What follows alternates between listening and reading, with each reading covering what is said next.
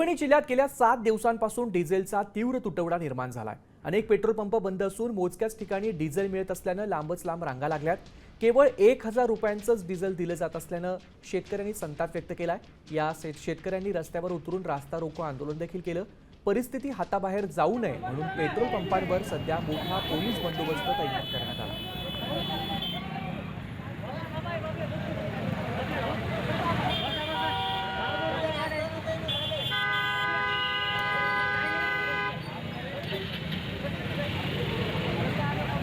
बघतोय परभणीमध्ये शेतकऱ्यांनी डिझेलसाठी रास्ता रोको केला।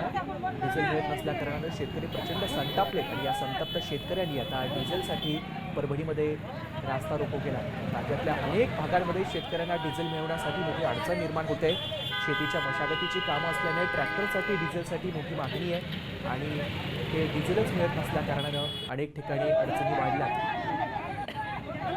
डिझेल टंचाई दिवसेंदिवस वाढताना पाहायला मिळत आहे। शहरातील अनेक डिझेल पंप हे बंद असलेले आपल्याला पाहायला मिळत आहे।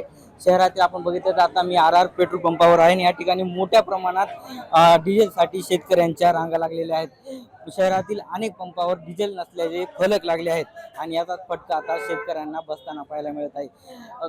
काही मोजक्याच पंपावर डिझेल मिळत असल्यामुळे शेतकरी मोठ्या प्रमाणात लाईन लावत आहेत। या ठिकाणी आपण बघितलं तर शेतकऱ्यांनी मोठी लाईन लावलेली आहे।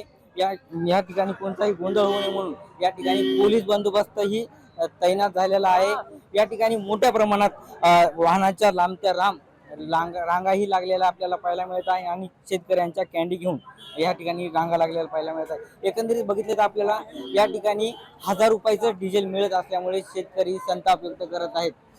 शेतातले कामं चालू आहेत आणि फक्त 1000 रुपयाचं डिझेल मिळत असल्यामुळे शेतकरी संताप व्यक्त करताना पाहायला मिळत आहे। त्यामुळे या ठिकाणी पोलीस बंदोबस्तही मोठ्या प्रमाणात लावण्यात आलेला आहे। कोणताही अनुचित प्रकार घडू नये म्हणून पोलीस बंदोबस्त लावण्यात आलेला आहे।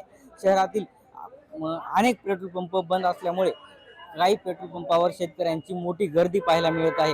विशाल शिंदे, साम टीव्ही न्यूज, परभणी। डिझेल टंचाई दिवसेंदिवस वाढताना